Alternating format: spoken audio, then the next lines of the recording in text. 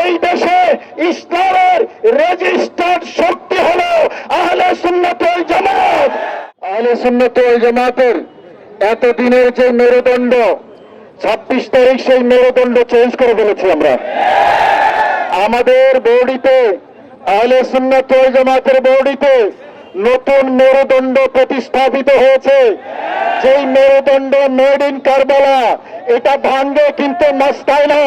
সেই নতুন মেরুদণ্ড নিয়ে আজকে সুন্নি জনতা মাঠে নেমেছে একজন ইমামের ইজ্জত রক্ষার জন্য, একজন আলেমের ইজ্জত রক্ষার জন্য, একজন ফকিরের ইজ্জত রক্ষার জন্য, একটা হত্যা মামলার সুবিচার পাওয়ার জন্য, একজন বিধবা নারীর সেই বিচারের জন্য, একজন শিশু তার বাবার হত্যার সুবিচারের জন্য, একজন সন্তান হারা মায়ের জন্য আমরা মাঠে নেমেছি।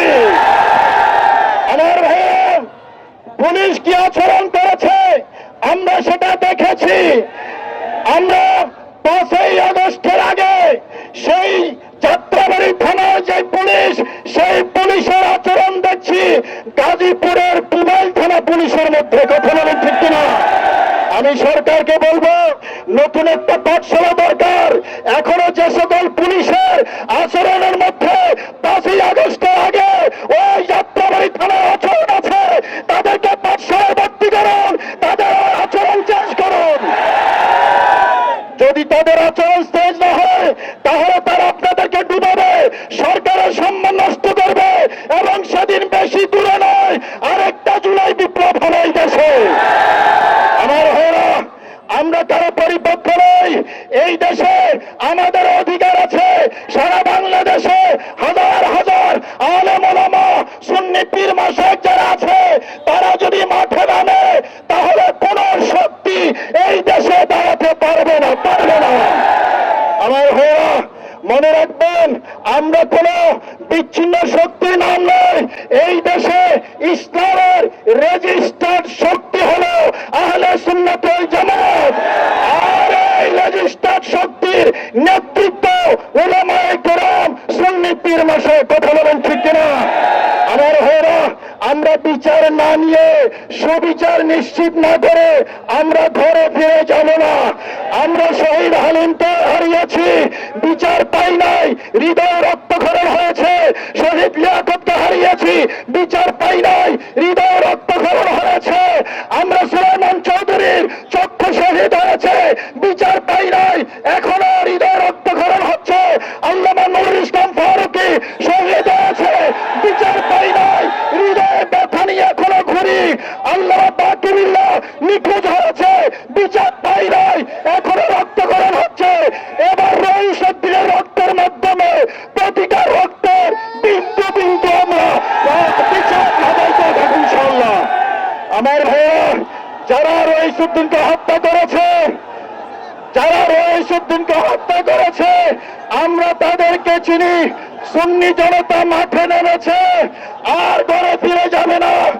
আর যদি কোন সুন্নি আলেমের দিকে আঙ্গুল তোলা হয়, সে আঙ্গুল ভেঙে দেব।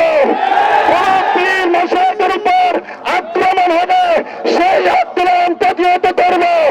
কোন দরবার, খানেকা, কোন মাজারে যদি আক্রমণ হয়, হাত ভেঙে দেব আমরা। আমার ভাইরা, আরো কয়েকটা কথা বলতে হবে আপনাদেরকে। আমরা শুধু রইসুদ্দিন হত্যার বিচার দাবি করি না।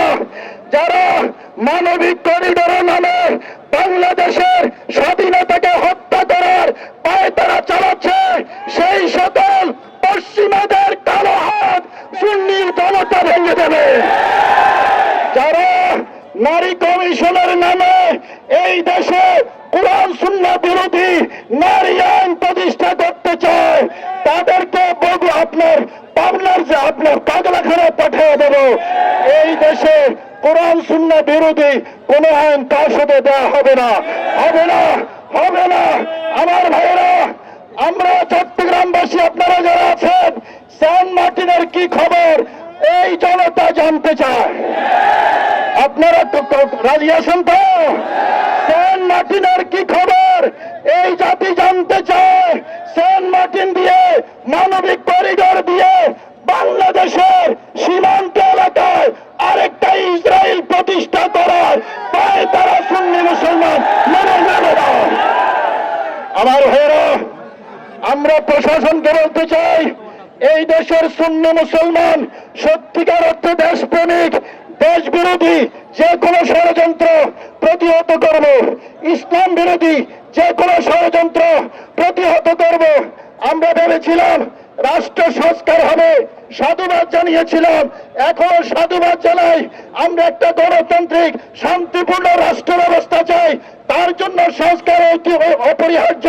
কিন্তু সংস্কারের নামে কোরআন সুন্নাহ বিরোধী কিছু ঢুকবে, এটা আমরা মেনে নেব না, নেব না, নেব না। আমার ভাইয়েরা, আমরা বিশ্বাস করেছিলাম, এখন আর বিশ্বাস করি না। সংস্কার কমিটি কি করে? সুন্নি আলেমদেরকে জানাতে হবে।